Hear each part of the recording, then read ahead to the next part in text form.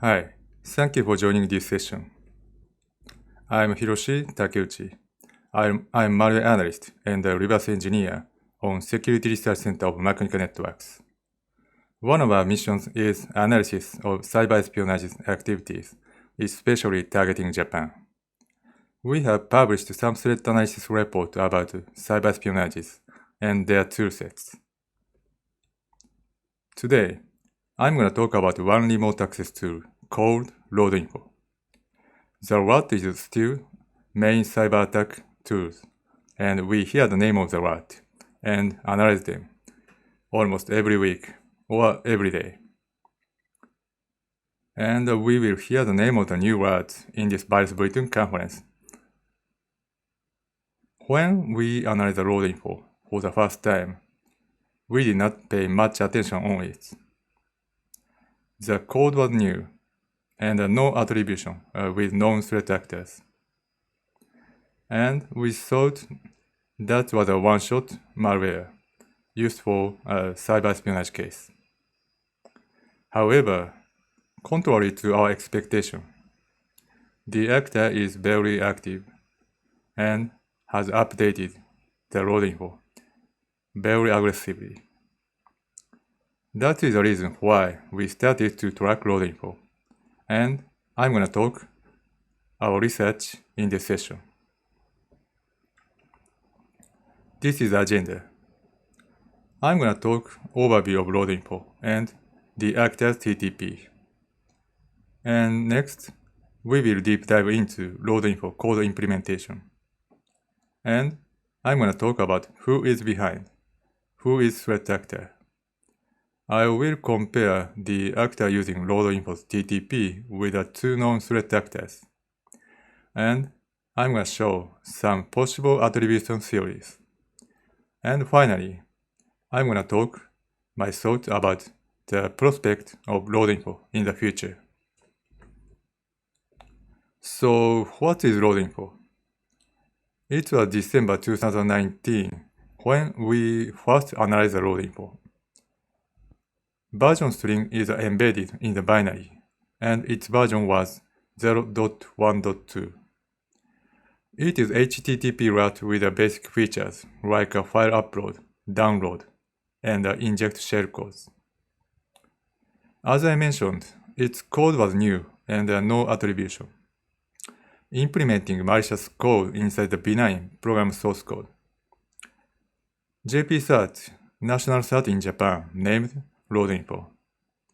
I guess it comes from misused open source name and left PDB file name. So far, the LoadInfo has been observed only in Japan. These are target industries we have observed. One is media, and one is private companies which have business with defense, and one is think tank. This is a report of an agency in Japan. This report tells since the middle of December 2019, they have observed cyber espionage to organizations and people who are working in foreign policy and national security policy and economic policy domains, especially US-China relations. The actor succeeded to compromise employees' private PC and stole browsers and email passwords. And in one case, the actor deployed another malware and tried to compromise management servers. The actor's attack vector is a spear phishing email. The approach is very simple. The actor attached malicious document with the email without password compression. The actor has used Gmail to deliver the spear phishing email and used Chinese free mail service account 163 for Gmail password recovery. Later, the actor started to add some techniques for surrogating security product detections, especially for Sandbox, I think. The actor added password to open the document and added some manual user interaction for launching malicious macro. Before talking about the initial compromise technique after spearfishing delivery, I want to talk about Rodinfo version history. The first version was a 0.1.2, and there is a blank period of about 2 months, and the actor released 0.2.7. And the actor has released many new versions in very short time frame. So back to initial compromise techniques. Malicious macro drops only DLL and runs a runDL32exe to load the DLL and add registry key for persistence. Loaded DLL decrypts shellcode by XOR and injects shellcode into SVC host process. The injected code decrypts Rodinfo code by using custom bit operation plus AES.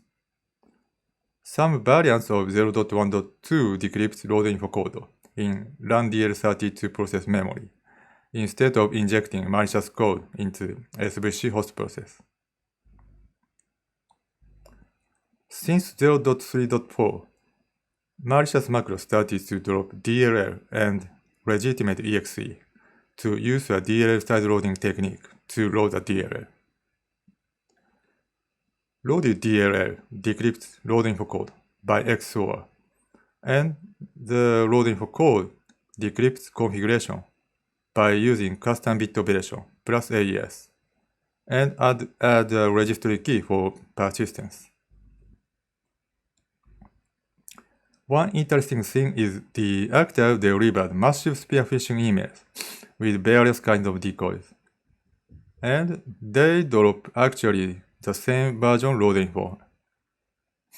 In one case, the actor sent many spearfishing emails to same target with different decoy contents to lure the recipients, and they drop same Rodinfo malware. So we speculate the actor has a toolkit to customize decoy content easily and reuses the Rodinfo for operation efficiency. After establishing foothold, the operator tries to confirm if that is a real target. Once it's confirmed real target, the operator uploaded second payload. Actually, second payload is a Rodinfo, same version with first one dropped by malicious Office document. There are some differences between first and second Rodinfo. In second Rodinfo, there is no automatic persistence creation code implementation. It means that the operator needs some manual work to make a persistence of second Rodinfo. And in this case, the operator used regadd command for persistence. And another difference is in second Rodinfo, C&C domain is configured in the configuration. As long as we have observed, all first Rodinfo have a C&C configuration of IP address destination, not domain name. There are two reasons we sync up the operator user to Rodinfo.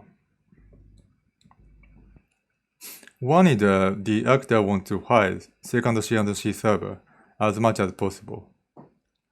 And another one is multiple operators work together simultaneously. Until 0.2.7, two C&C servers were configured, and it communicates to C&C servers alternatively.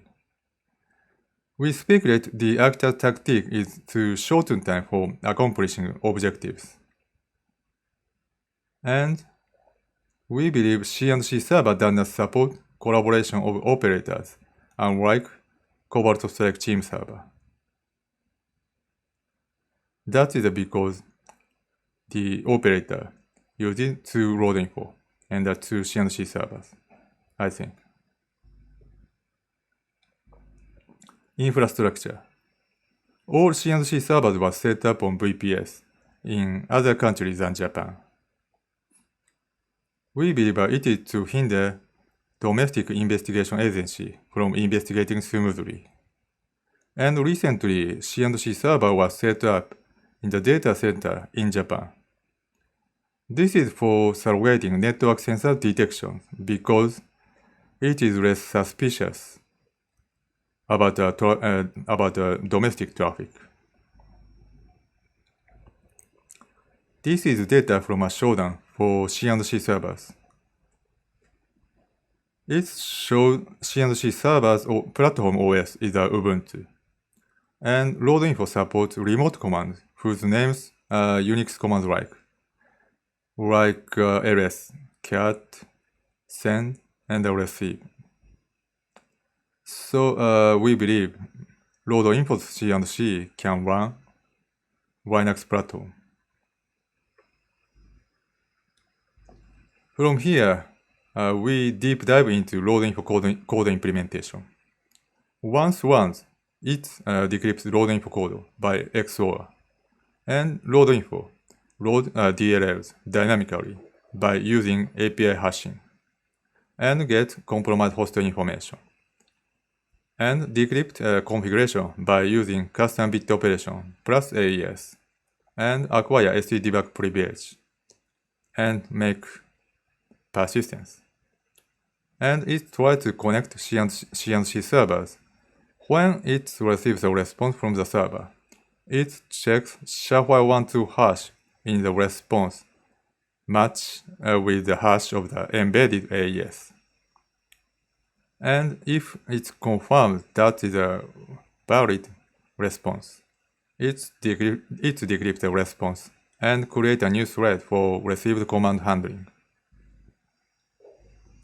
This is encrypted configuration format. First 32 bytes of encrypted blob is a AES key, and next 16 bytes is a AES initial vector. And it does AES decryption by using these key and initial vector. After that, it does a custom bit operation to get the configuration. This is C&C communication data format. Transfer data consists of header and the data. First 16 bytes of the header is a SHA-512 hash of the embedded AES key in the LoadInfo. And first 48 bytes of the data is a SHA-512 hash of the payload stored by tick count. So its value can be randomized, and we think this is used for sort over encryption. Next 4 bytes is the length of the payload. Since 0.2.7, the length is stored by next 1 byte store key. Both headers and the data are base64 encoded. LoadInfo's communication protocol is HTTP, and real data is like this. Fixed user agent is string is a set, and the HTTP post data key is embedded in the LoadInfo binary. And the beacon data contains the compromised device information, system time, code page ID, MAC address, and computer name. Through version up, the actor has added some anti-analysis technique. One is address calculation. In 0.1.2, received command handling function's address is passed to a create_thread API directory. Since 0.2.7, it calculates the address of the received command handling function by using shellcode-like technique, and calculated address of the function is passed to create_thread API. Another technique is a stack encryption constant. Stack strings is a very popular technique used by many malwares to obfuscate strings, and it makes it difficult to extract from the binary. Like this technique, load info, push AES and the SHA-512 constants into the stack. And it makes it difficult for some good tool to find the encryption constants. So we need to add some signature with these tools to find the encryption constants. Remote commands. There are three types of server response. One is starting with a 0x4D and a 0x5A, so it shows the MZ data. And when it receives the data, it tries to load P file in memory. Second one is a 0xE9, starting with 0xE9, and x86 assembly. It means the jump opcode. And in this case, it tries to load shellcode in memory. Other data is handled as a received commands. I'm not sure the reason, but loading P file and the shellcode in memories were deleted 0.3.8. These are remote commands which load info supports. Remote command string is transferred from a C&C server, like the bottom, ransom space command parameter. And the only keylog commands has not been implemented yet in the latest version 0.3.a we have observed. And Windows arbitrary commands is also supported. This is a command implementation history. As this table shows, the actor has added new remote commands. And one interesting thing is ransom command is implemented in 0.3.8. Ransom command does encrypt target file or directory, files in the target directory. As long as we have observed, it is very rare to implement file encryption features in the RAT. So I look into ransom commands features in more details. This is a ransom file encryption workflow. When load info receives ransom command with a target file or directory from the C&C server, it checks target can be encrypted or not from the list of not encrypted file or directory list. And if it can be encrypted, it creates an AES key and an initial vector from SHA-512 hash over a data. I will talk what a data is in later slides. Created AES key and the initial vector are encrypted by embedded RSA public key and encrypt the files. This is encrypted file format, starting with a kind of ransom marker, and next 256 bytes is a RSA encrypted AES key and the initial vector, which are used for file encryption. And next is the encrypted data. Actually, file data is encrypted by using custom bit operation plus AES. So to decrypt encrypted file, we need the actor's RSA private key. And the format is like a general ransomware encrypted file. So this is a code which calculates SHA-512 hash for making AES key and the initial vector for each target file. From the code, the developer seems to use system time to calculate SHA-512 hash for making unique AES key and initial vector for each target file. However, actually, the code does not dereference system time data, but reference the buffer memory address to store the system time data. I think this is just a coding bug, and it suggests the developer skill is not so high or not that well tested. So, who is behind?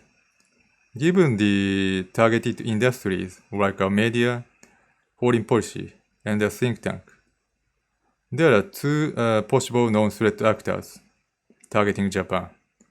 One is a dark hotel, and the another is a APT-10. Dark hotel. Target industry is overlapped with the actor using road info. Actually, some entities which dark hotel targeted also targeted by the actor using road info. And from TTP perspective, there is a difference. First rat delivery procedure is very complicated in dark hotel case. On the other hand, in road info case, the procedure is very simple. Just enable macro and drops first rat road info. There is no similar malware with the road info. These are examples of dark hotel techniques for first rat delivery procedures. In one case, multiple file downloads are necessary to get a first rat, and dark hotel filters target very severely.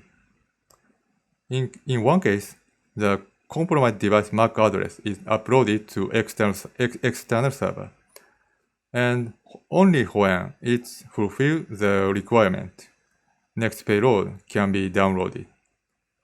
And in another case, multiple scheduler tasks are used to launch a first rat.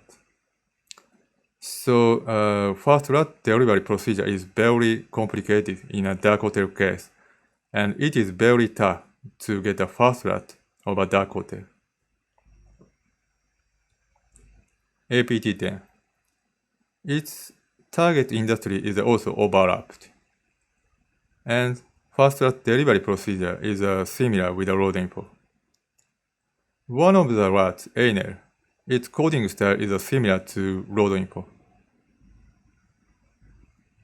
There are 6 coding style similarity to early version ANL.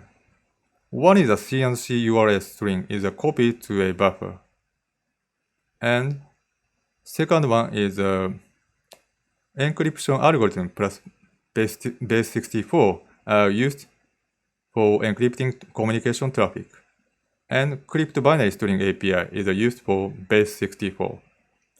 Third one is a fixed user agent string is used for HTTP post communication.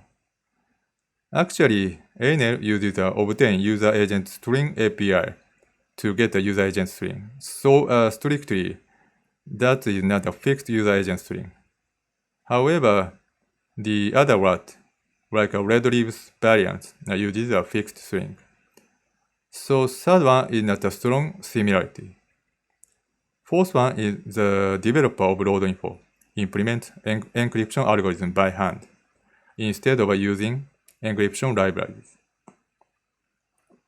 And fifth one is a server response is read by Internet Read File API and creates a new thread for received command handling. Sixth one is a version string is embedded in the binary. So each one itself is not a unique coding style, and we can see in many programs. However, there are not so many which have all 6 coding styles. This slide shows the C&C URL strings is copied to a buffer, and create binary to string API is used, and Internet Read File API also used in both samples.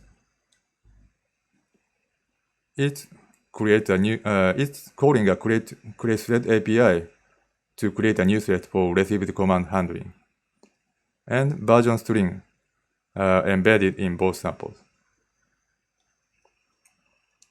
This is a timeline of ANIL and the loading activities.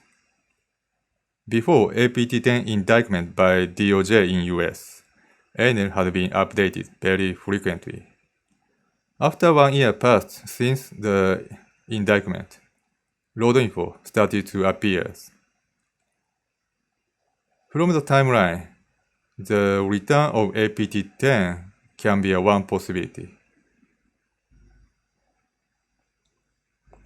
This table summarizes the comparison among load info and dark hotel APT-10 I have talked.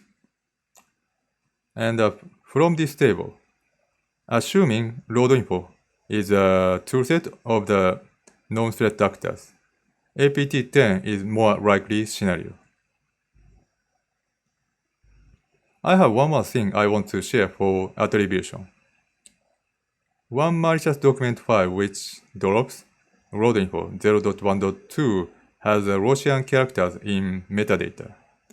And the server associated with the C&C server IP address of the load info exposed RDP access about 3 weeks before the load info was delivered. And RDP login screen shows Russian characters. So from this information, the actor can be nexus to Russian region. And in 0.1.2, debug message and the PDB path are left, so it seems to be a kind of a prototype. And it may be the OPSEC was weak in early stage of the campaign. So attribution theories. One is a load info is a new toolset of APT-10. Second one is a load info is a new toolset of a dark hotel. First rat delivery procedure is different from the procedure used in the past. So if load info is a toolset of a dark hotel, it may be a copycat for false flag. Third one is a load info is a toolset of unknown group. It may be copycat APT-10 technique for making up for development skill or resource scarcity. And nexus to Russian region is one possibility. Conclusion. The actor's TTP and load info is not high sophisticated. However, the actor is very active. So we believe the activity probably continues. Its purpose is probably foreign policy and national security intelligence. We haven't found high confidence attribution yet, and we need to track the actor's activities more and cooperate with others and share the intelligence. One of the possibilities is load info is an APT-10 toolset. So load info can be used in other countries than Japan in the future. Load info has file encryption feature, so it can be used for both cyber espionage case and system destruction purpose. That's all from me. Thank you for your time. If you have any question or comment, I'm going to join Discord, so please feel free to contact me.